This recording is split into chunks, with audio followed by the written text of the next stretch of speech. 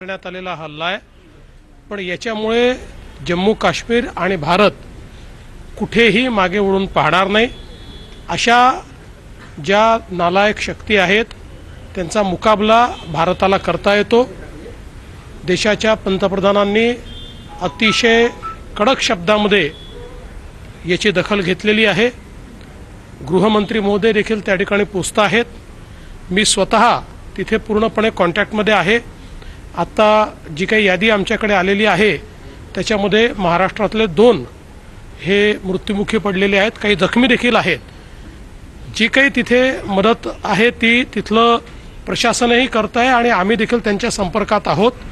पण कुठल्याही परिस्थितीमध्ये अशा प्रकारच्या ज्या शक्ती आहेत या शक्तींचा नायनाट हा केल्याशिवाय भारत थांबणार नाही, हा मी विश्वास है, हमारा विश्वास है। सर, हिंदी में जानना चाहेंगे, जिस तरह से जम्मू कश्मीर पे जो पलघर में उसमें टेरर अटैक हुआ है। देखिए, इस अटैक की हम बहुत निंदा करते। जिस प्रकार से ये अटैक किया गया और नाम पूछकर मारना, ये अपने आप में बहुत ही गलत इस प्रकार का काम हुआ है। और एक प्रकार से जो जम्मू कश्मीर की विकास यात्रा है उस विकास यात्रा को रोकने का प्रयास ये किया गया है। लेकिन हम बताना चाहते हैं, न जम्मू कश्मीर रुकेगा न भारत रुकेगा। ऐसी शक्तियों को कुचलना ये भारत जानता है।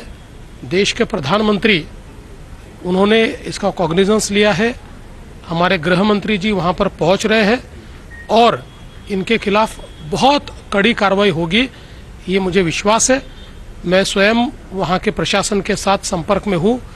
अभी उन्होंने जो हमको लिस्ट भेजी है उसमें जिनकी मृत्यु हुई है उसमें 2 नाम महाराष्ट्र के हैं और कुछ जो जख्मी है उनमें भी महाराष्ट्र के नाम है।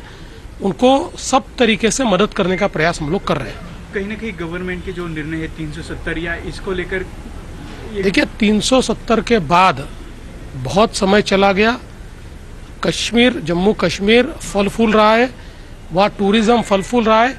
इसी के चलते जो लोग ये देख नहीं पा रहे, जिनको लगता था कि 370 के बाद ये ऑफ ट्रैक हो जाएगा, लेकिन अब वो देख रहे हैं कि इतने साल निकल गए और उल्टा जम्मू कश्मीर तो प्रॉस्पर हो रहा है।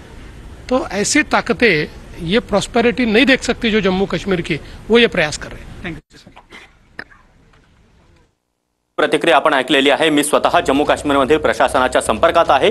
दहशतवादी हल्ल्याचा आपण निषेध करतो, जशास तसं प्रत्युत्तर दहशतवाद्यांना मिळेल असं देखील फडणवीस यांनी म्हटलंय। इतकंच नाही तर महाराष्ट्रातील दोघांचा या हल्ल्यामध्ये मृत्यू झाल्याची माहिती देखील मिळते असं फडणवीसांनी सांगितलेलं आहे। तर महाराष्ट्रातील काही पर्यटक देखील जखमी झाल्याचं फडणवीसांनी सांगितलंय।